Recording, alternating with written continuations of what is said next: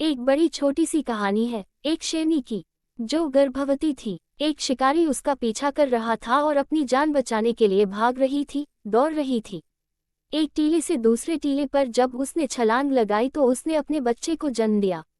उसका बच्चा जहां नीचे गिरा, वहां से भेड़ों का एक झुंड जा रहा था और वह बच्चा भेड़ों के बीच में शामिल हो गया। उसे भेड़ों ने ही पाला पोसा और बड़ा किया। वह भेड़ों की तरह खुद को समझने लगा, मिमियाने लगा और उनके जैसा ही बन गया। डरता था जब कोई बड़ा जानवर आ जाता था, किसी को देख लेता तो जान बचाकर के भाग जाता था।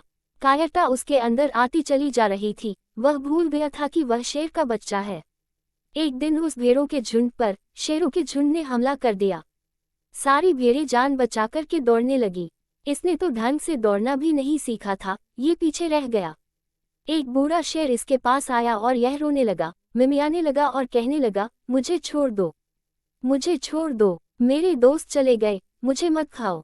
कोट। बूढ़ा शेर जो था वह हंसने लगा, कहने लगा, अरे बेवकूफ, हम तुम्हें क्यों खाएंगे, तुम तो हमारे जैसे हो।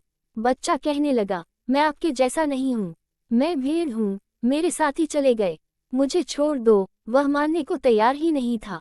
बूढ़ा शेर उसे घसीट कर लेकर गया और जंगल के तालाब के पास लेकर उसको बोला कि देख, अपने आप को इस पानी में देख, तू बिल्कुल मेरे जैसा है।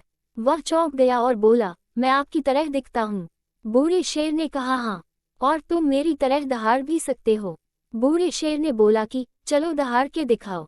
उसने तो मिमियाना सीखा था, वह धार नहीं पाया।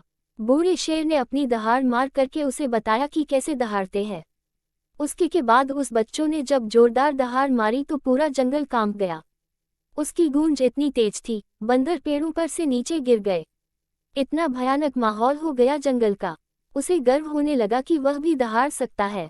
वह भेड़ का नहीं, वह शेर का बच्चा है।